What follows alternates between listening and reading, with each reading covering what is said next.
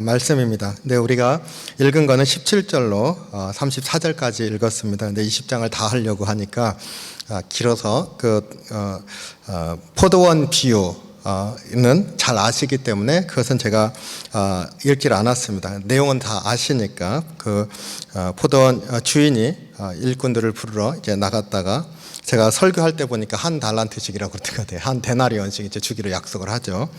그래서 새벽에 그다음에 낮에 3시에 9시에 11시에 이렇게 일꾼들을 불러다가 이제 일을 시키고 일이 끝났을 때 한 데나리온씩을 나눠 줬습니다. 근데 먼저 왔었던 사람들이 자기들 한 데나리온 받았는데 끝나기 바로 직전에 온 사람들도 똑같이 한 데나리온 주니까 이제 화가 나서 어떻게 그럴 수 있습니까 하고 주인에게 따졌는데 내가 선한 것을 가지고 너희에게 내 뜻대로 했는데 나를 악하게 보느냐, 그리고 이제 내가 받은 것을 가지고 가라.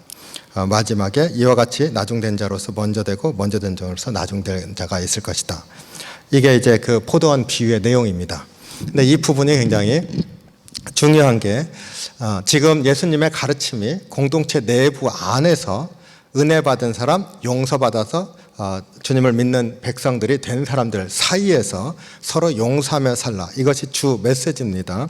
그것에 따라서 쭉 전개되고 있는데 바로 20장 바로 앞에 지난 시간 맨 마지막에 있었던 내용이 부자 청년이 와서 무슨 선한 일을 하여야 영생을 얻을 수 있습니까? 하고 물었습니다. 그리고 계명을 다 지켰는데 그 계명의 내용도 10계명 중에서 이웃과의 관계에 대한 것들이었었죠. 내 재산을 팔아서 나눠주라 이렇게 했을 때 근심하며 돌아갔다. 그리고 이제 예수님께서 부자가 천국에 들어가는 것이 낙타가 바늘귀에 들어가는 것보다 낙타가 들어가는 게 더 쉬울 것이다 이렇게 얘기를 했죠.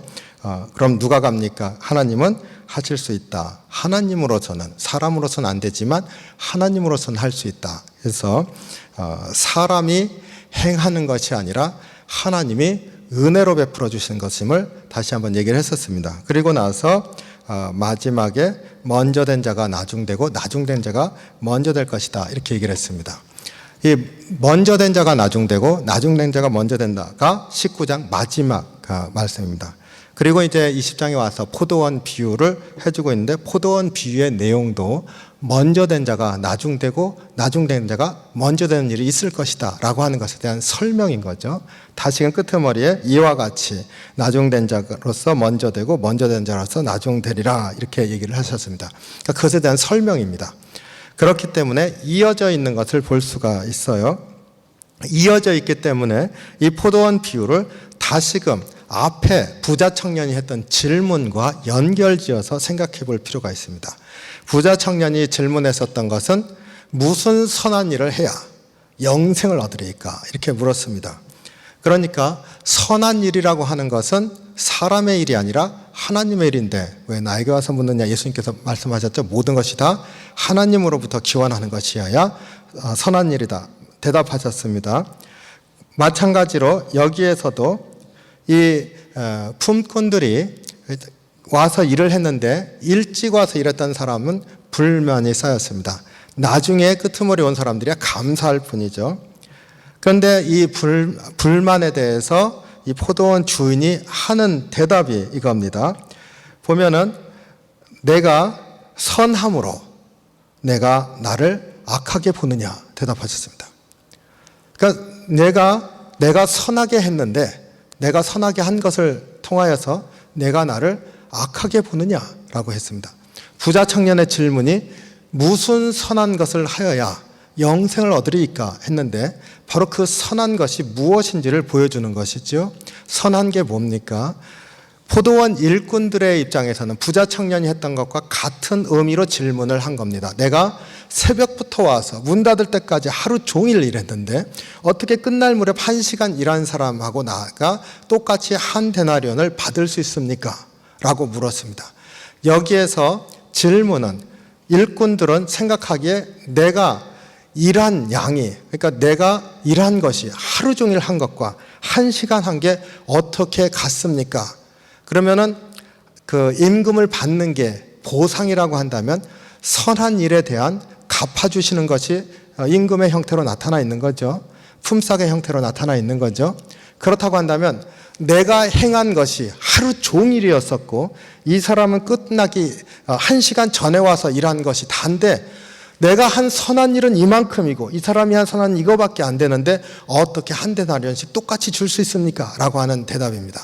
그러니까 일한 사람들이 질문하는 것은 부자 청년과 같은 질문입니다. 내가 무슨 선한 일을 하여야 그 영생을 얻으리까 말한 것처럼 내가 그 상을 받을 수 있습니까? 라고 하는 거죠. 더 큰 상을 받을 수 있습니까?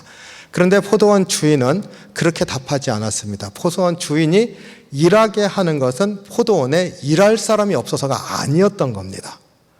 이 사람들이 포도원 밖에 있었기 때문에 밖에서 보면은 가다 보니까 밖에 서서 사람들이 서서 나가보니 서 있는 사람들이 이렇게 계속 바깥에 서 있다고 말합니다. 포도원 바깥에 있는 사람을 포도원 안으로 들어올 수 있는 기회를 준 것이 포도원 주인이 일꾼들을 일시킨 목적이었던 겁니다. 그렇기 때문에 포도원 안으로 들어왔다고 하는 것, 그것이 영생인 거죠. 그것을 표시해 주는 게 한 데나리온. 그래서 모두에게 다 똑같이 줬습니다. 그러니까 이 포도원 주인이 베푼 선함은 일을 한 것을 선하게 한 게 아니라 사람으로부터, 그 일한 사람으로부터 나온 선한 것의 크기가 아니라 그런 것 상관없이 이 포도원 주인이 생각한 선함은 포도원 안에 들어와 있는 것이죠. 그래서 포도원 안으로 들어오도록 한 게 포도원 주인이 일을 하도록 일꾼들을 부르신 목적인 겁니다. 그러니까 내가 바깥에서 놀고 있는 사람을 일하게 해서 그들에게 똑같이 한 데나를 줬는데 내가 선을 베풀었는데 들어와서 일하도록 한 선을 베풀었는데 너가 하루 종일 일했다는 것이 당연한 게 아니라 내가 너를 데려오지 않았으면 너도 일을 못하고 하루 종일 바깥에 서 있었을 거라는 겁니다.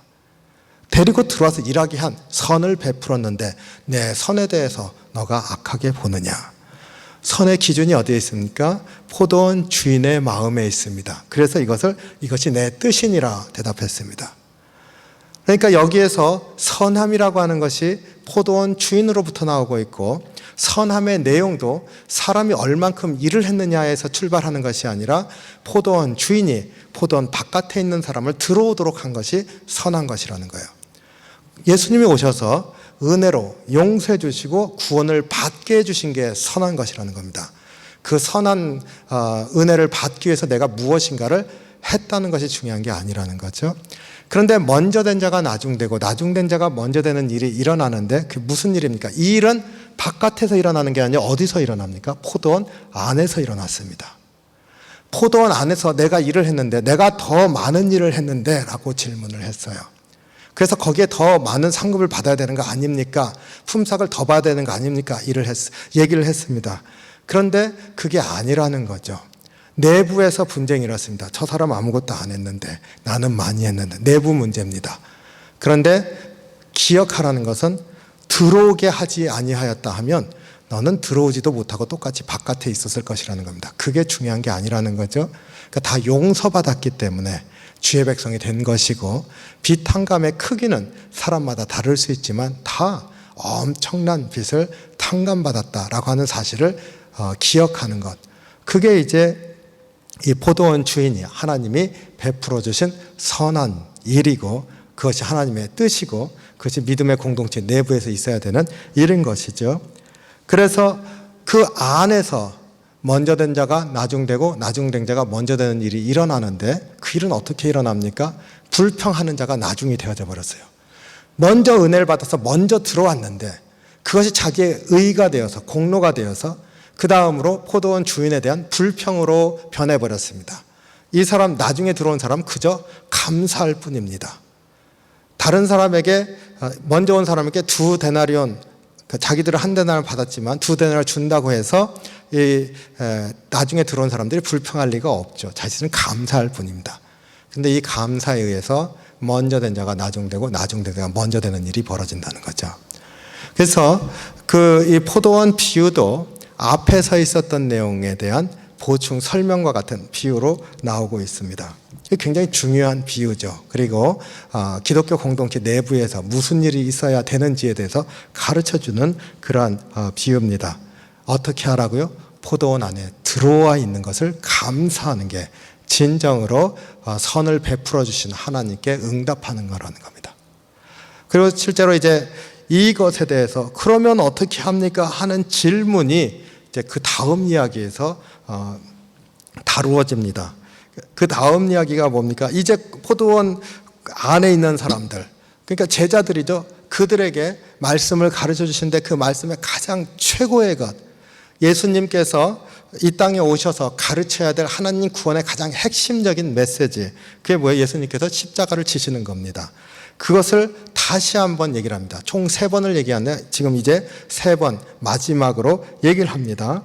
그런데 그 얘기 대상이 누구예요? 17절에 보니까 예수께서 예루살렘에 올라가시려 할 때 12제자를 따로 데리시고 길에서 이르시되, 12제자에게 얘기를 했습니다. 그리고 이것이 이제 13번째 얘기를 하는 마지막 사건이에요. 마지막인 이유가 뭐냐면 가르침이 다 끝났습니다. 여기까지가 다 끝난 거예요. 이제는 뭡니까? 십자가의 길을 가시는 거죠. 십자가의 길을 가는 게 예루살렘으로 올라가는 걸로 나타납니다. 예루살렘은 예수님이 십자가를 짊어지러 올라가세요. 물론 공생애 동안 여러 번 올라가셨죠. 최소한 6월절만 해도 3번은 올라가셨죠. 공생애 3년이니까. 하지만 공관복음서, 마태, 누가, 마가, 마태, 마가, 누가라고 하나요? 그 셋은 한 번 나옵니다. 예루살렘에 올라가는 공식적인 그 예수님의 여행을 한 번 얘기를 합니다. 왜냐하면 예루살렘은 곧 십자가를 지러 올라가시는 것으로, 그래서 성전과 그리고 거기 십자가를 지기 위해서 재판을 대면하는 것으로 이어지기 때문에 그렇습니다. 요한복음은 다릅니다. 예수님 십자가 사건을 아예 서두에 얘기를 해요. 맨 처음에 얘기를 합니다. 시간 순서로 완전히 뒤집어져서 십자가부터 얘기를 합니다. 그리고 나서 이제 스토리를 전개해요. 왜냐하면 이 예수님의 사건에 대한 영적인 지식, 어디서부터 출발해요? 주님이 십자가를 지시고 은혜를 베푼 것으로부터 깨달음이 시작이 되기 때문에 거기서부터 시작을 합니다. 거기에는 예수님이 예루살렘에 여러 번 가신 것들을 다 그대로 알려주고 있어요. 77절에도 올라가셨고 6월절만 가신 게 아닙니다. 그렇기 때문에 여러 번 가신 게 나오는데 공관복음서에선 예루살렘에 가는 거 한 번 나옵니다. 이유가 뭐예요? 목적이 있기 때문에. 그것은 십자가의 길을 가시는 곳, 그리고 십자가의 길을 가게끔 하는 하나님 백성들을 넘어뜨리는 그 본산인 성전, 그리고 제사장들, 서기관들이 있는 곳 예루살렘이기 때문입니다. 그래서 여기까지가 복음서 앞에서 쭉 사역을 했었던 그것의 마지막 부분이고, 이제 다 가르치셨습니다. 물론 말씀 묶음이 하나 뒤에 더 나오지만은 사역 가운데서 있는 것, 기독교 공동체 내부의 문제까지 다 가르치셨습니다. 예루살렘으로 올라갑니다. 그리고는 이제 여기 포도원 비유에서 나왔었던 아직 풀리지 않은 질문의 문제가 생깁니다. 그게 그 다음인데, 우선 여기에 보면 12제자에게 십자가의 길에 대해서 다시 한번 비밀을 얘기합니다. 근데 이 얘기하는 방식이 앞에하고 약간 달라요. 워딩이 약간 다릅니다. 거의 똑같은데 목적이 있겠죠. 보세요. 18절에 보라, 우리가 예루살렘으로 올라가노니, 누가 갑니까? 우리가, 예수님과 제자들이 갑니다. 십자가를 진 길에는. 그래서 제자들은 나를 따르라 예수님께서 말씀하셨을 때 다른 무리들인데 어디까지 따라가는 겁니까? 십자가의 길까지 따라가는 거예요. 그래서 우리가 예루살렘으로 올라가노니, 그 다음에 이제 그 메시지죠. 인자가, 예수님이 대제사장과 서기관들에게 넘겨지며, 앞에서 뭐라고 그랬습니까? 대제사장과 장로들과 대제사장과 서기관들, 이렇게 나오지 않습니까? 그런데 여기 십자가를 지러 가는 여기에서는 장로들이 빠졌어요.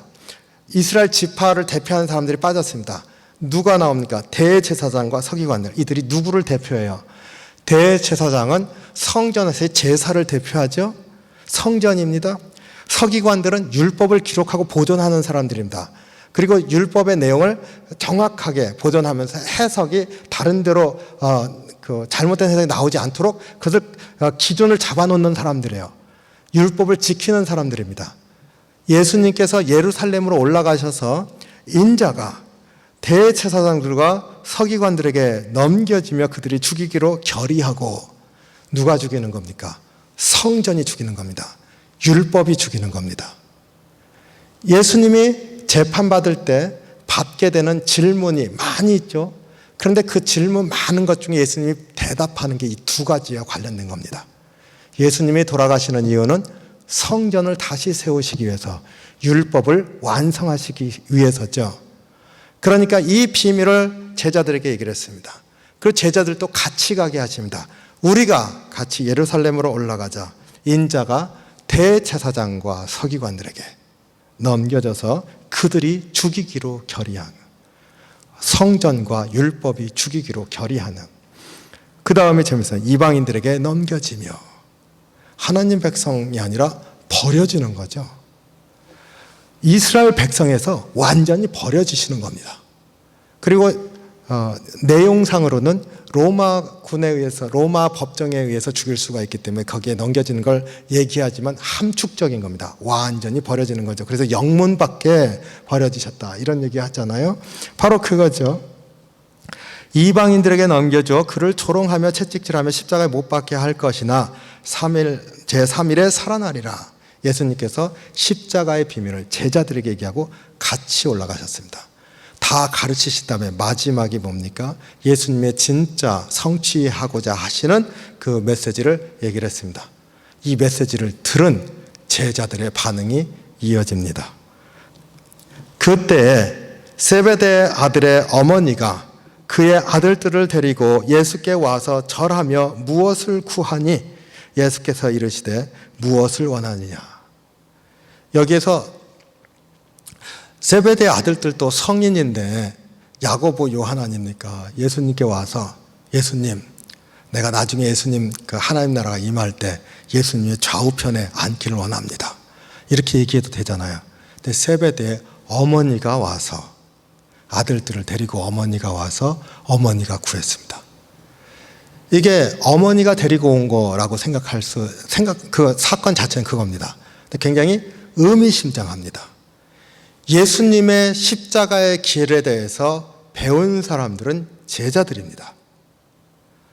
제자들 이외에는 예수님께서 이제 죽음에 넘겨지시고 3일 만에 부활할 것이라는 메시지를 아예 듣지도 못했습니다. 세베대의 아들들의 어머니는 이 메시지를 알았을까요? 몰랐을까요? 당연히 몰랐죠. 십자가의 길을 모르는 겁니다. 십자가의 길을 모르는 그 예수님의 메시지는 뭡니까? 핵심이 빠져 있는 거예요. 세상입니다. 근데 그들의 어머니가 왔어요. 그러면 생각하기에 세상 가운데 세상으로부터 온 세상의 기원인, 이런 것들을 생각할 수가 있어요. 예수님의 진짜 사명, 하나님 백성이 되는 진짜 핵심이 되는 내용을 알지 못하는 그 아들들의 기원이 되는 어머니가 와서 예수님께 구했습니다. 그러니까 예수님을 바라보는 세상의 시각이 나타나 있습니다. 무엇이에요? 이제 주의 나라가 임할 때에 두 아들들을 하나는 우편에 하나는 좌편에 놓아주십시오. 여기에서 예수님께서 뭐라고 대답해요? 너희들이 구하는 걸 너희가 알지 못한다. 너희들이 뭘 구하는지 모른다. 십자가의 길을 가는 건데 좌우편에 앉게 해주십시오. 이거 모르는 거죠. 너희들이 모른다 그랬습니다. 그러고 난 다음에 예수님, 너희들 내가 마시는 잔을 마실 수 있느냐? 그러니까 예, 마실 수 있습니다. 아, 그래, 마실 수는 있구나. 하지만 좌우편에 앉게 하시는 것은 아버지가 정하시는 것이기에 그것은 아버지께 달렸다 얘기하시죠. 중요한 의미가 들어있지 않습니까? 너희들 내가 마시려는 잔을 마실 수 있느냐? 이 잔 이야기가 어디 나옵니까?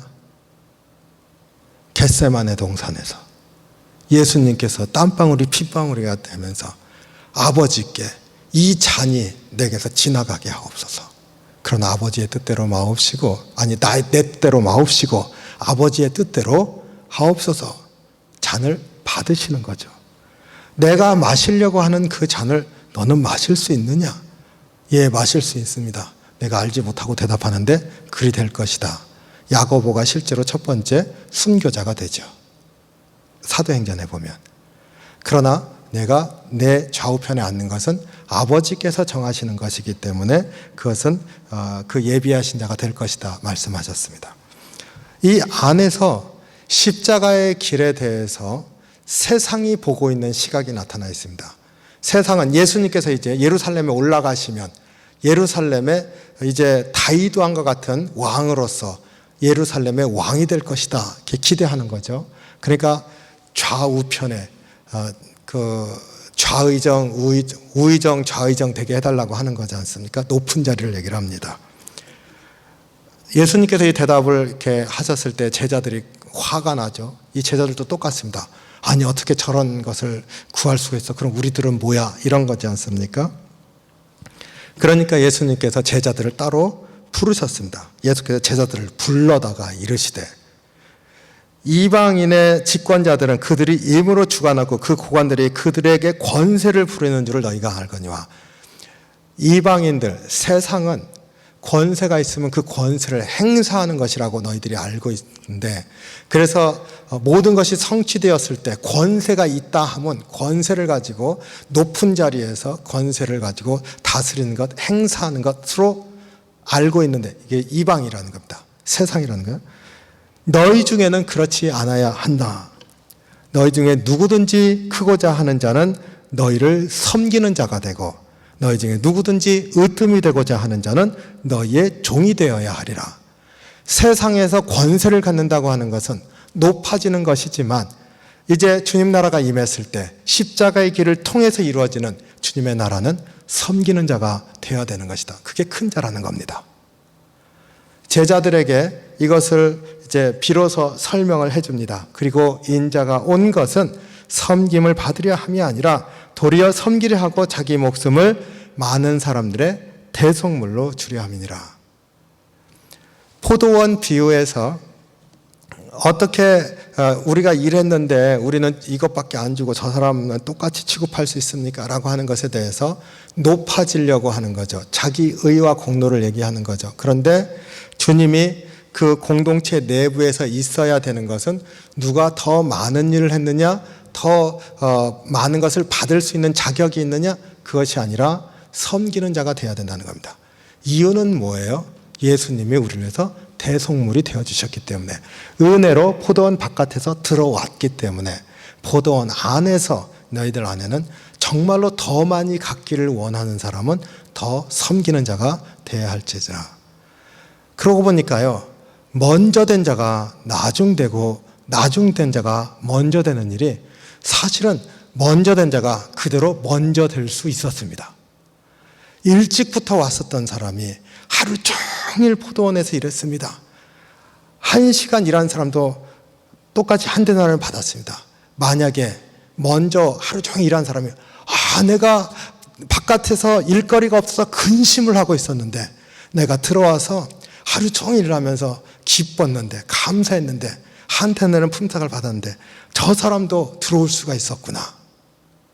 그것을 감사했다고 한다면 이 먼저 들어온 사람이 큰 자였을 겁니다. 더 많은 섬김을 베푼 사람이 됐을 겁니다.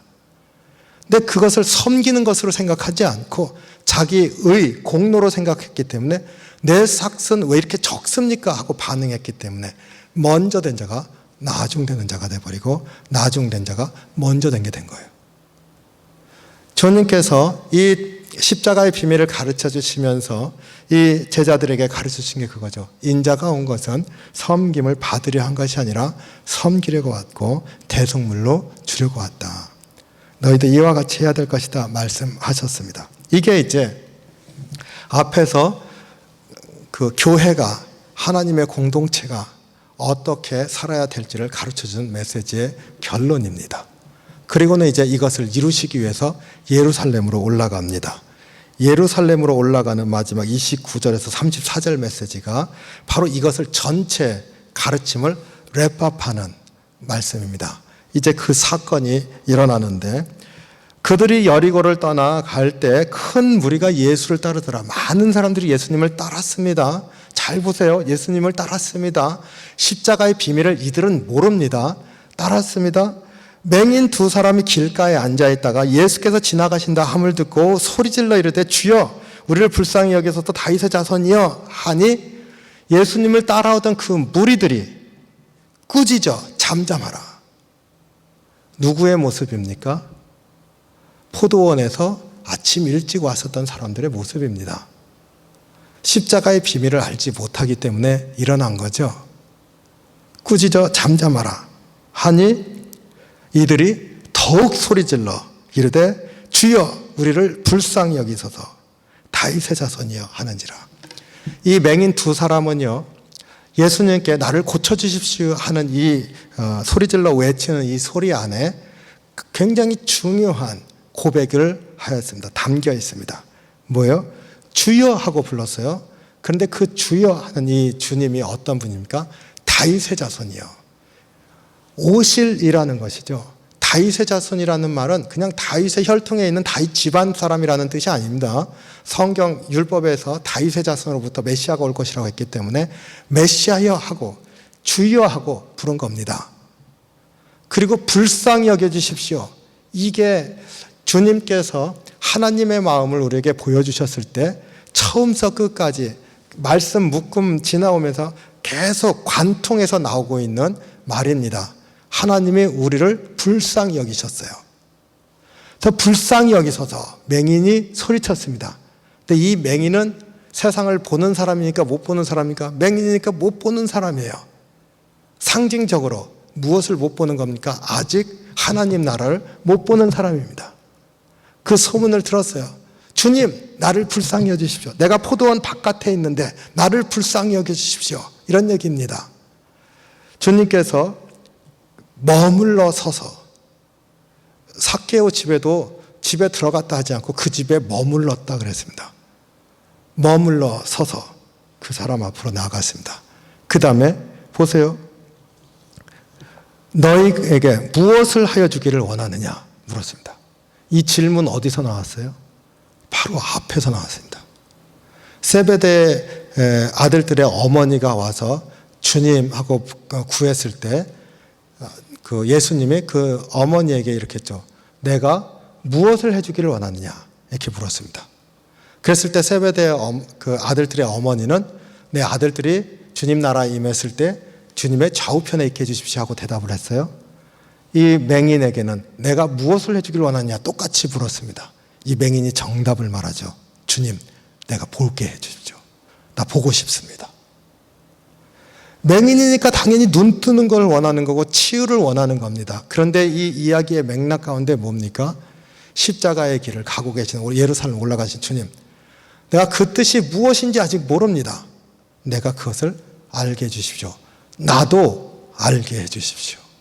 나도 주님의 뜻을 볼 수 있게 해주십시오. 내 눈이 떠지게 해주십시오. 구해주신 거죠. 불쌍히 여기사. 예수께서 불쌍히 여기사. 하나님의 마음이죠. 불쌍히 여기사. 그들의 눈을 어떻게 했어요? 만지시니. 성육신하신 예수님의 모습입니다. 마가복음이나 다른 데 보면 이 부분이 아주 디테일하게 나와 있습니다. 다른 데는 치유를 그렇게 안 하시는데 직접 만지시고 뭐 흙을 개서 눈에 바르고 뭐 처음에 딱 했더니 안 보여요. 흐릿해. 다시 했더니 가다가 다시 보여요. 이런 일들이 일어나지 않습니까? 뭐예요? 육신을 가지고 우리를 찾아오셔서 치유하시고 회복시키시는 주님의 모습이죠. 만지셔서 그들을 보게 하셨습니다. 여기까지가 예루살렘으로 가시기 전까지 예수님이 가르치신 모든 것의 가르치심과 행적입니다. 목적이 뭐예요? 믿음의 공동체가 하나님의 자비하심을 따라서 믿음의 공동체 안으로 들어왔는데 그 안에 있는 사람들이 이것을 감사하면서 살라는 것이고 섬기면서 살라는 것이고 하나님 나라의 그 십자가의 길을 가면서 살라는 겁니다. 그리고 그렇게 살아가는 것 안에서 무슨 일이 일어나야 됩니까? 눈이 떠져야 되는 거예요. 주님의 나라를 볼 수 있고 주님의 뜻을 볼 수 있고 주님의 마음을 알 수 있는 그런 영적인 안목이 열려야 된다는 겁니다. 믿음으로 그것을 보는 거죠.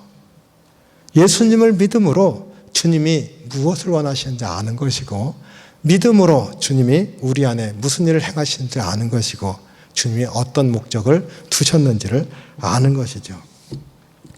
이 20장까지의 내용이 이제 네 번째 가르침에 대한 예수님의 행적을 통해서 다시 가르치시는데 사실상의 가르침의 여정이 끝났습니다. 이젠 십자가의 길로 가는 게 나와 있고 앞으로의 이야기가 이제 십자가의 길을 가는 과정에 있는 그 순환 이야기가 이어지게 됩니다. 물론 이제 가르치심의 묶음 하나가 남았습니다. 그는 마지막 때에 대한 가르침이죠.